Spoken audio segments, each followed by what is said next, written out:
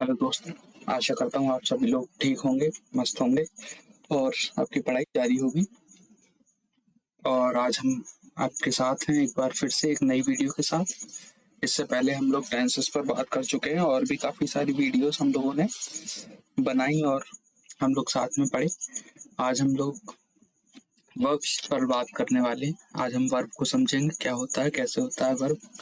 और इससे पहले आज की कोटेशन देखेंगे जो कि स्वामी विवेकानंद जी द्वारा प्रस्तुत है। In a conflict between the heart and the brain, follow your heart. दोस्तों, जब भी कोई निर्णय लेना होता है, कोई फैसला लेना होता है, तो हम लोग ये सोचते हैं कि क्या करा जाए, कैसे क्या करें, क्या करना चाहिए, क्या नहीं।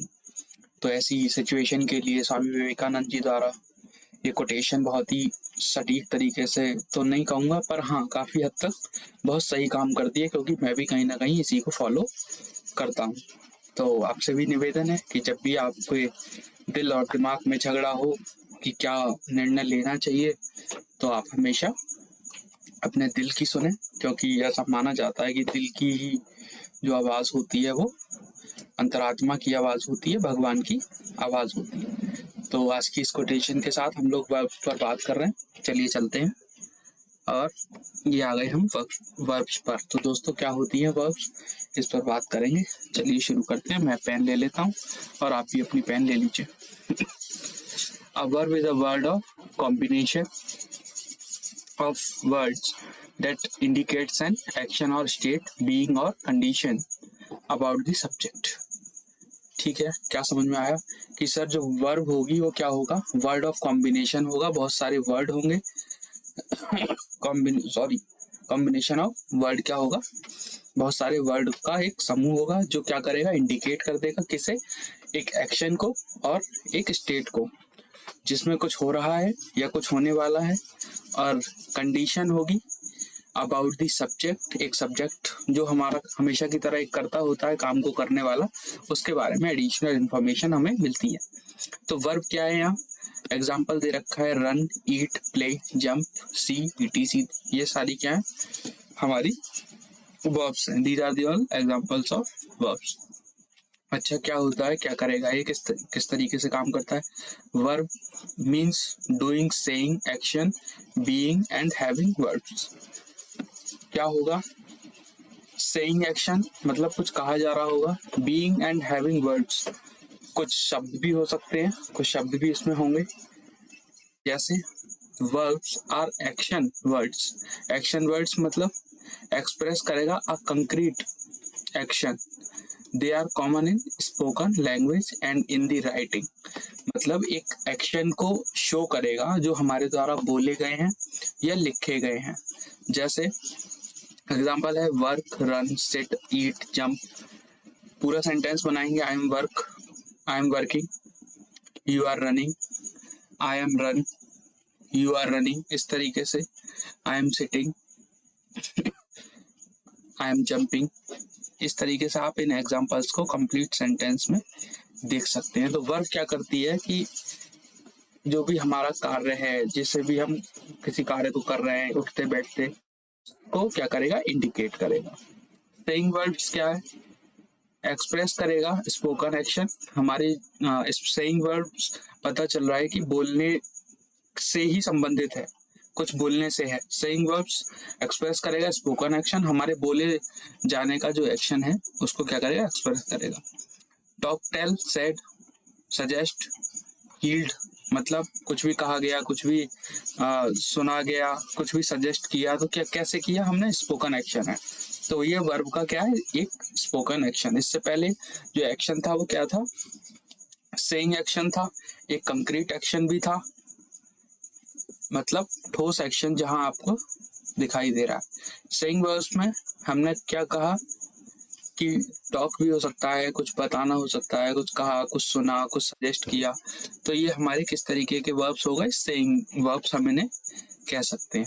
आगे देखते हैं, यहाँ है हमारा ये जो है सी पॉइंट है हमारा, थर्ड पॉइंट।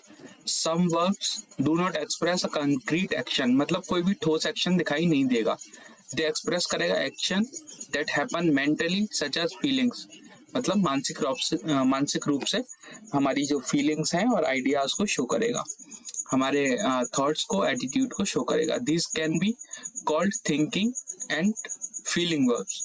मतलब क्या हुआ कि इन्हें थिंकिंग और फीलिंग वर्ब्स भी हम कह सकते हैं। क्या है, कॉमन है इन नेचर और आर्ग्यूमेंट्स में। नरेशन एंड डिस्क्रिप्शन भी होगा, कॉमन है मतलब they are common in arguments, narration and description which are objective. Example क्या होगा, I like Ram. Ram believed the story. I see the rabbit. I think people should recycle. तो इस तरीके से आप समझ सकते हैं कि एक कंक्रीट मतलब एक्शन आपको इसमें नहीं दिखाई देगा। किस तरीके के थिंकिंग है, फीलिंग है, एटीट्यूड है, इस तरीके के आपके जो है एक्शंस में दिखाई देंगे, जिसमें आपको दिखाई दे रहा आई लाइक राम। सीधा है, सिंपल है, कुछ भी इसमें ऐसा नहीं है कि कंक्रीट हो, मतलब कोई भी कंक्रीट एक्शन इसमें नहीं दिख रहा कि ठीक है आई लाइक राम, राम मुझे पसंद है या मैं राम को पसंद करता हूँ। इस तरीके से आप इसे देख सकते हैं। फोर्थ पॉइंट है D, some verbs tell us about what things are and what they are have. मतलब कुछ चीजें क्या हैं, किसके बारे में बताती हैं, इसके बारे में हमें इससे पता चलेगा। These are being and having verbs, किस तरीके की वर्ब रखेगी। They are common in all kinds of description. Common होगा, बहुत ही सिंपल डिस्क्रिप्शन इस वर्ब द्वारा हमें दिया जाएगा। एग्जाम्पल देखेंगे तुरंत समझ जाएंगे। एग्जाम्पल है, Ram is a good swimmer. Ram जो है वो एक अच्छा तैराक है, एक अच्छा स्विमर है। Ram has the answer, Ram के पास उत्तर है। दे आर हियर, वे यहाँ हैं। तो मतलब क्या हुआ, बहुत ही कॉमन डिस्क्रिप्शन हमें एक वर्ब के बारे में पता चला। इसके बाद हम देखेंगे वर्ब्स कैन बी फाइनाइट और नॉन फाइनाइट। इसमें क्या होता है सर, इसमें कुछ नहीं होता, बस थोड़ा सा ध्यान देने की जरूरत है, कुछ भी मुश्किल इसमें है नहीं। वर्ब्स कैन बी फाइनाइट और नॉन फाइनाइट। फाइनाइट वर्ब्स कैसी होंगी, have a subject. Example, the dog bit my leg. मतलब कुत्ते ने किसी के पैर को काटा, तो कुत्ते ने काटा और क्या काटा, पैर। तो इसमें क्या हुआ, नॉन फाइनाइट जो हुआ वो क्या हुआ कि हमारे पास हमारा ऑब्जेक्ट है, सब्जेक्ट है। तो इसमें क्या करेंगे, हमारे पास जो भी हमारी वर्ब होगी, हमने क्यों कहा कि ये फाइनाइट और नॉन फाइनाइट वर्ब है। फाइनाइट वर्ब इसलिए है क्योंकि हमारे पास हमारा सब्जेक्ट है। The verb is bit to find the subject as who और व्हाट। मतलब क्या और व्हाट बिट, क्या काटा, तो किसने और क्या। इसका जब हमें उत्तर मिल रहा है तो हमें किस में मिल रहा है, फाइनाइट वर्ब में।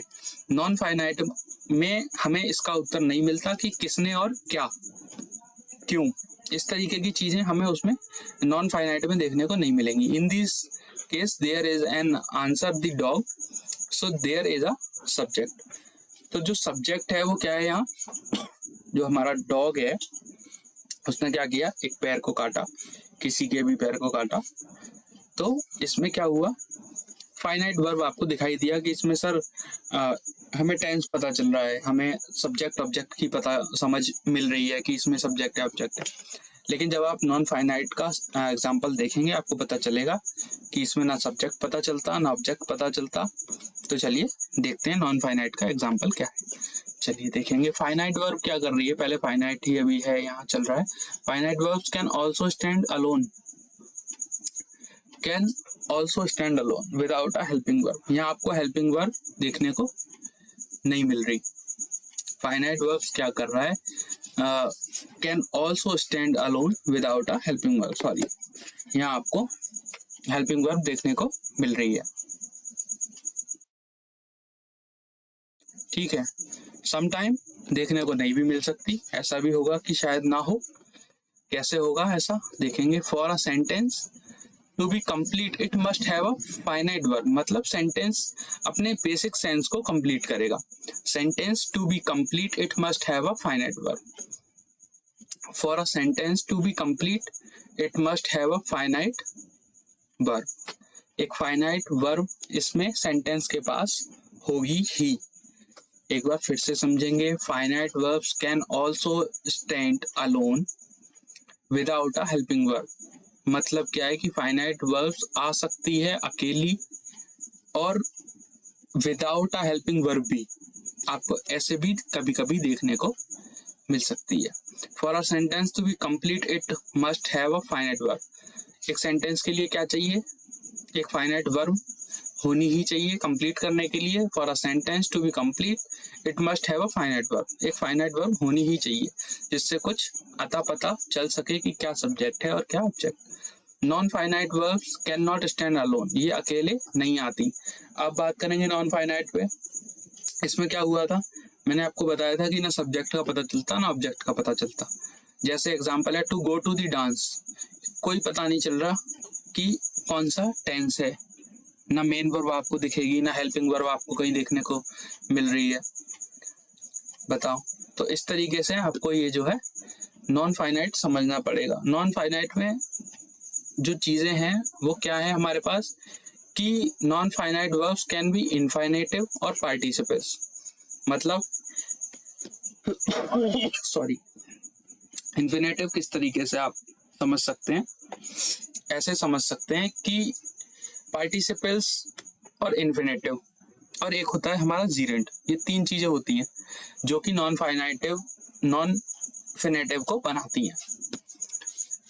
दी इन्फिनेटिव यूजुअली कंसिस्ट क्या करेगा, वर्ब बिफोर पहले, which is the word to.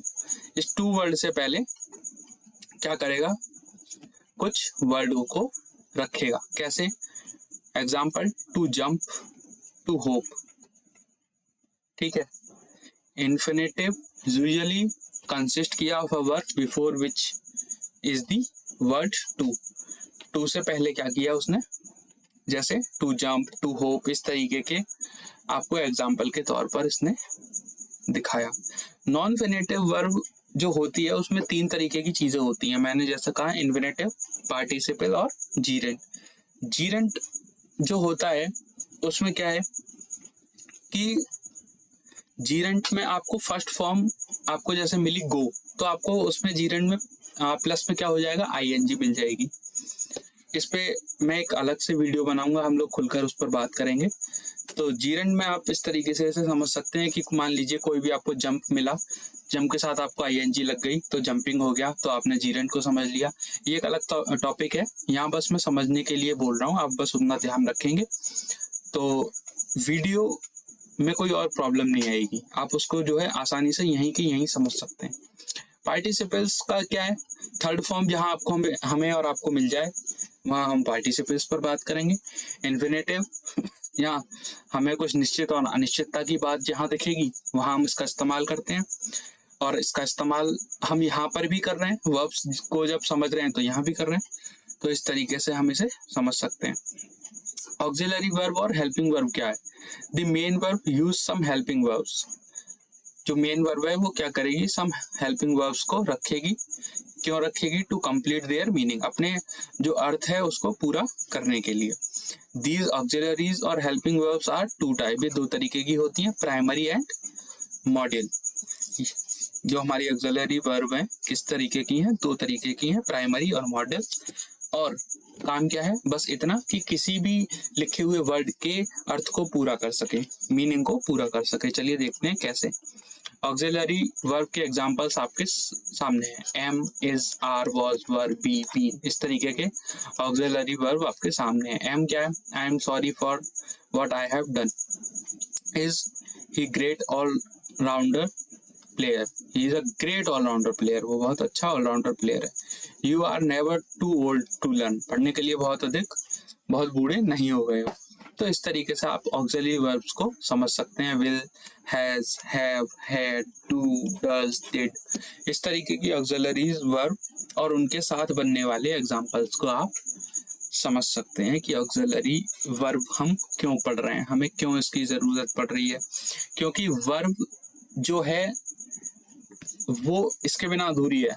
Helping verb और मेन वर्ब दो चीजें हैं, हेल्पिंग वर्ब और मेन वर्ब में आपको ये समझना पड़ेगा कि ऑक्सिलरी वर्ब और जो हमारी मॉडल वर्ब है उसमें डिफरेंस क्या है।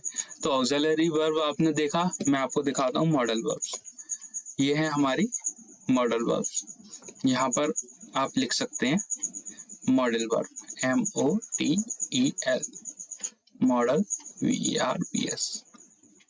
ये हमारी model verbs. Will, shall, should, might, make, must क्या शो करेंगी? जैसे कि हमने पहले भी वीडियोस में पढ़ चुके हैं कि ये सब कुछ भी नहीं है, क्या है, सारा खेल जो है वो टेंसेस का होता है। आप प्रेजेंट फ्यूचर इंडेफिनिट पर जाएं, विल शैल का इस्तेमाल होगा। फ्यूचर प्रेडिक्शन होती है, I think life will be very difficult in 2023। Future prediction shall के साथ भी हो सकती है, I shall go home, shall I clean the house. तो इस तरीके से आप समझ सकते हैं। शुड हम रिकमेंडेशन के लिए और एडवाइस के लिए इस्तेमाल करते हैं। माइट हम स्मॉल पॉसिबिलिटीज के लिए इस्तेमाल करते हैं। मे करते हैं हम गुड प्रोबेबिलिटी के लिए और परमिशन के लिए। मस्ट करते हैं ऑब्लिगेशन, रूल और अजम्पशंस के लिए। वुड को करेंगे रिक्वेस्ट, ऑफर और पास्ट एक्सपीरियंस को शेयर करने के लिए। कुड का इस्तेमाल हमने किया पास्ट एबिलिटी और रिक्वेस्ट के लिए। कैन और ऑट टू का हम कैसे कर रहे हैं कि कैन का किया प्रेजेंट एबिलिटी, रिक्वेस्ट और परमिशन के लिए, और ऑट टू का किया फॉर्मल रिकमेंडेशन के लिए। एग्जाम्पल्स के माध्यम से आप समझ सकते हैं कि शुड को हमने किया you should go to the density, ये डेंसिटी ये होनी चाहिए आपकी डेस्टिनी। इसको एग्जाम्पल जो है ये क्या है आपका डेस्टिनी, इसको जो है डेस्टिनी कर लीजिएगा। Destiny. Might small possibility, Ram might buy a new house some days. ठीक है, एक क्या है स्मॉल पॉसिबिलिटी, हाँ वो एक नया घर ले सकता है कुछ दिनों में। तो इस तरीके से मे गुड प्रोबेबिलिटी और परमिशन के लिए। मे आई गो होम प्लीज मतलब परमिशन के लिए है। दे मे कम हियर टुनाइट, प्रोबेबिलिटी है आ सकता है। दे मे कम हियर टुनाइट, वे आज आ सकता है, प्रोबेबिलिटी है, अच्छी प्रोबेबिलिटी हो सकती है या कैसी भी हो सकती है, लेकिन एक प्रोबेबिलिटी आपको देखने को मिल रही है। ऑब्लिगेशन क्या है, रूल क्या है, अजम्पशन क्या है, आप ये तीन एग्जांपल में देखिए कि ऑब्लिगेशन क्या है। You must wear gloves, rule के तौर पर आप इसे देख सकते हैं। अजम्पशन क्या है, she did not call me, she must be sick, एक अजम्पशन हो सकती है भाई शी मस्ट बी सिक। तो इस तरीके से आप इन एग्जांपल्स को देख सकते हैं जो कि आपके सामने है। तो दोस्तों आज हमने बात करी है मॉडल वर्ब, ऑक्सिलरी वर्ब और वर्ब्स को लेकर, जो कि आप आसानी से समझ सकते हैं कि यूज ऑफ वर्ब हमने देखा। उसके बाद हमने वर्ब्स कैन बी फाइनाइट और नॉन फाइनाइट देखा। ऑक्सिलरी वर्ब देखा क्या होती हैं, कितने प्रकार की होती हैं, और इनका प्रयोग देखा कि इनका प्रयोग हमारी दैनिक जीवन में कैसे है एग्जाम्पल्स के थ्रू। तो आप सभी का बहुत बहुत धन्यवाद वीडियो के अंत तक बने रहने के लिए, और आपने जो डिसाइड किया कि हमें ये वीडियो लास्ट तक देखनी है उसके लिए आप तारीफ के काबिल हैं, और आपका बहुत बहुत धन्यवाद। इसी के साथ हमारी इस इंग्लिश की जो सीरीज है उसमें बने रहने के लिए आप सभी का बहुत बहुत धन्यवाद। एंड बस यही कहूँगा कि चलते रहिए, बने रहिए हमारे चैनल पर, और thanks for the watching the video. Please share, like, comment and share the video. Share करिए, सब्सक्राइब करिए, बेल आइकन प्रेस करिए, और हमारी वीडियोस को अपने दोस्तों तक पहुंचाइए और आनंद लीजिए, पढ़िए। आप सभी का एक बार फिर से बहुत बहुत धन्यवाद।